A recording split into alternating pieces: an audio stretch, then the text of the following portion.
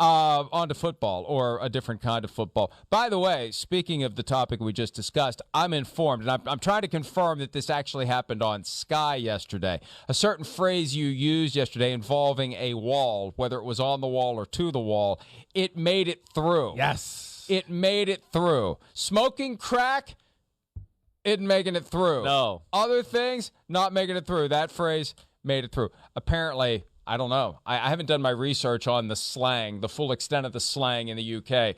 Maybe they don't realize what that is. I think they would realize that is. That's a pretty universal one there in the English language, isn't it? I don't know why that slipped through. It's very inconsistent there with their bleepage in Sky Sports so far. It's like, I don't know. They must have different guys doing it. One day the guy's cool and he's like, who cares? The next guy, the guy's a big, uptight nerd dork and he won't let anything slide through. So maybe that's all it's coming down to. All right, let's pivot back to something else that Aaron Rodgers told Pat McAfee yesterday as it relates to the lessons to be learned from the 38-3 shellacking that the Packers absorbed against the Saints at a neutral site in Jacksonville on Sunday. Here's Rodgers from Tuesday afternoon. It might be a freak out outside of the facility. I think it's just it's a good learning lesson for us. We can't play like that. We can't start a game like that. I feel like I said after the game, our energy level was a little bit low before the game. We got to do a better job responding to adversity. So, look, there's not much to say. We got our asses beat, by 35 points. We're all frustrated about it, but you just move on. We got 16 more to go. I have many very important things to say about the comment that Aaron Rodgers just made. But, Control Room, can you please pull up a still image of Aaron Rodgers in that conversation with Pat McAfee and A.J. Hawk? They're working on it. I will filibuster. Chris, there's a very important reason for this. You have said time and again to me, can't hide money.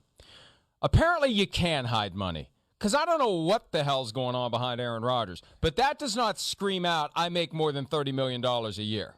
No, it does not. I don't see Rodgers as being like an extravagant, lavish type of quarterback guy anyways. I don't know where he is there. It looks like he's got real rock behind him, unlike you in your house at times, I had to go there. It was too perfect. But, yes, it's not like, oh, my gosh, man, his house must be something if that corner of the house looks like that. But I'm sure he's calculated enough, too, to kind of know the part of his house that might not be too gaudy or pop out to viewers like us. So when he designed his mansion, he included an area that would be acceptably tame, so in the event he's ever doing video from his home, it wouldn't look like he's a guy who makes $30 million a year. My whole point in that is, you say time and again can't hide money. In that shot, I think he did hide plenty of money. He did, you're right. Because it doesn't look all that different than any other shot that we would see from most people's houses. The important comment that he made, and the one that really resonated for me, and apparently he said it in the post-game press conference as well. Yeah. The fact that they were low on energy. Their energy level was a little low, I think is the exact quote. Chris, you played in the NFL. You know the feeling before week one. I get fired up before week one, and I am not wearing a cup for entirely different reasons.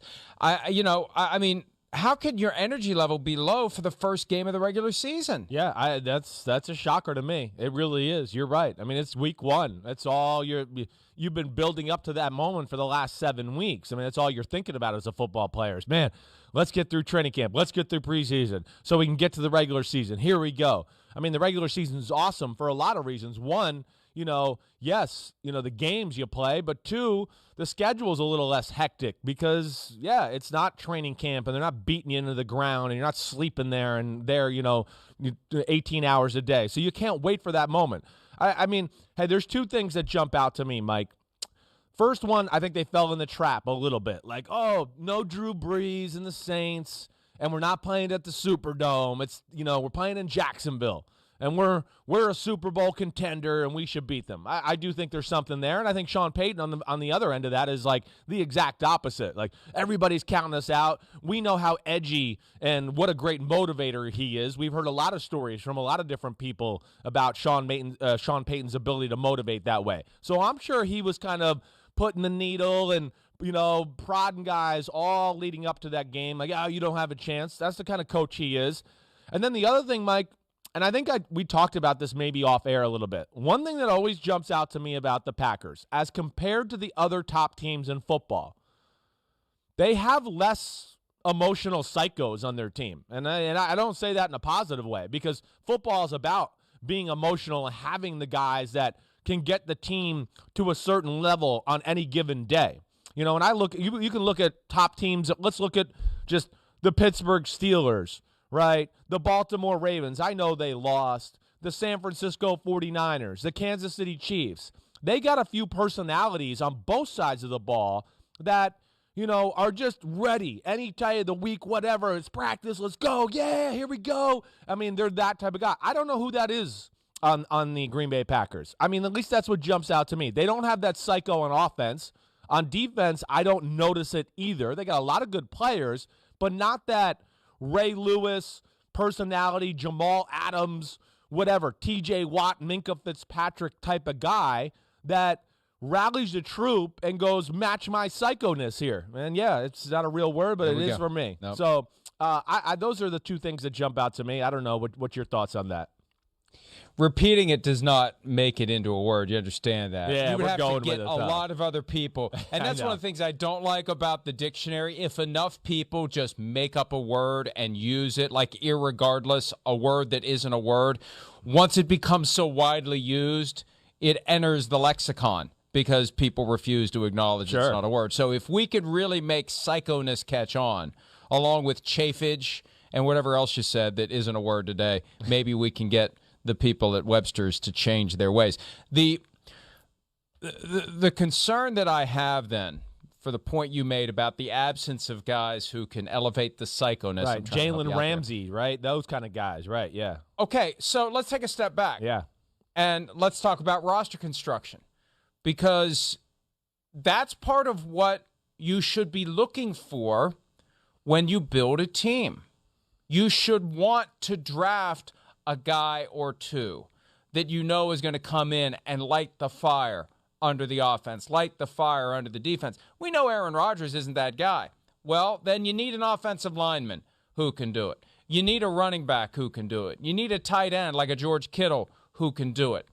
And I think it's important to find personalities like that on your team, because it's part of the broader mix of individuals who, when they are together, in the locker room, on the bus, on the plane, wherever, on the field, getting the guys fired up.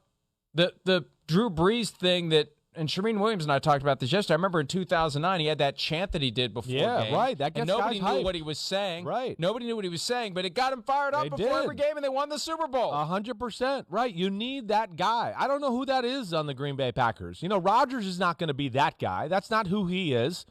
Matt LaFleur's not that guy. It doesn't seem like it.